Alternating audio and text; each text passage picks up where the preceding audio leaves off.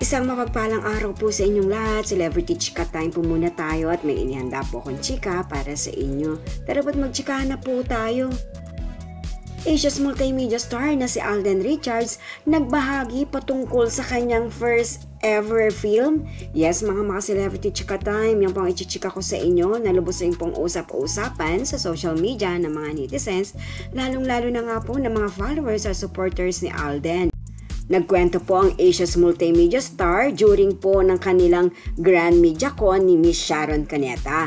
Bago po tayo dumako riyan, nais ko po munang batiin mga team bahay, team abroad at mga seniors natin dyan. Shoutout po sa inyong lahat at happy Tuesday po. Narito po muna ilan sa pa-updates ni Maine at Alden. May lumabas nga pong larawan ni Maine sa social media na kung saan nga po ay ibinahagi po ito ng kanyang glam team. Abay, meron pong pictorial si Maine na malamang ay may pasabog at ipalalabas na naman po o pasorpresa ang ating Nengay. Samantala si Alden naman ay first time nga pong nag-guest sa It's Showtime at welcome na welcome po siyang tinanggap ng mga host po ng nasabing programa na kung saan nga po ay kitang-kita po ang kaligayahan ng mga host ng Showtime na makasama po nila si Alden para sa promotion ng kanilang pelikula ni Miss Sharon Cuneta. Dumako na nga po tayo sa pinakasentro ng ating talakayan. Nakakatuwa nga po at nagbahagi po o nagkwento itong si Alden Richards during nga po na kanilang Grand Media Con ng Family of Two patungkol sa kanyang kauna-unahang idinirect na pelikula. Yes po, 3-in-1 po si Alden dito na kung saan ay siya po ang aktor, siya rin po ang producer at director. Narito po at panuorin po natin ang pagkukwento ni Alden tungkol dito. First ever film ko po. Yeah.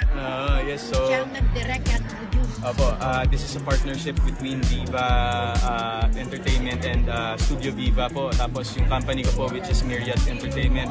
So napakabuti po ni Boss Vic na binigyan ako ng opportunity to be able to give full control of the film.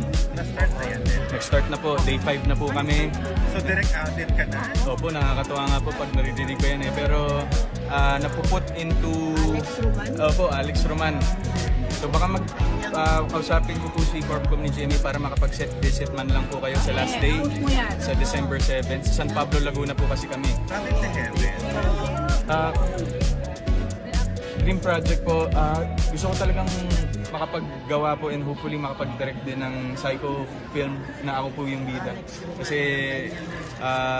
ganun eh, right now po that I have started directing my first film, parang dun ko na-experience na kung ano yung nagiging imagination ko pag binabasa ko yung script. Yun talaga yung nangyayari kapag kinukunan ko na siya. Pero before po kasi when I do that, some of the scenes medyo hindi pa po medyo hindi po nangyayari yung vision ko. Pero yung ngayon, kung ano yung nabasa ko, kung paano ko siya gustong nangyayari po siya. Bakit The Heaven of all the female actors there? Suggestion po ito ni Boss Vic po, ni Viva. And I've seen Heaven's work. She's a great actress. She's very talented. Multi-awarded din at the same time. And ang ganda rin kasi ng sinabi ni Heaven when I presented the concept to her na she was looking for a project na hindi na yung pa-tweetums. Ayaw na niya nun. Parang she has so much to give. And I saw it here. Like nung huli pong shoot namin, we shot courtroom drama po kasi ito eh. But yung title po kasi na nakikita natin out of order sa social media, working title pa lang po siya at the moment. So ano talaga title niya? Sa ngayon wala pa pong final. Pero so far working title po is out of order. So you're the lawyer here? I am the lawyer po and parang defending her. Yes po. Ex-girlfriend po siya. Ikaw ang dinidefend mo. Yes po. Ang kalaban nila. Then after ko lang sa sinabi ni Heaven na you're one of the best directors. This early, may ganun na. Nakita ko yun, kinilig ako. Pero I would like to contribute that to, well, these two directors that I've worked with this year, na since sila yung pinaka-huli kong trabaho bago ako mag-direct. So Direct Irene and Direct Noel, I saw a lot of pointers from them na minsan marirealize mo in directing, hindi mo kailangan maging academic about it eh. It's about experience, it's how you want the project to be seen. But at the end of the day, it's teamwork. Mahusay. I'm so blessed with the best team I can have for this project. Kaya parang hindi na po ako masyadong nahirapan to really mount it, and then sasabihin ko lang how I want the scene to be shot. This is my vision of the scene, and then they will work around it na po. So, and then pagkatapos po nito, pag nagka-time ako, baka doon ako pumasok sa film school to even broaden my knowledge about directing. Okay. Director ka na rin. Parang,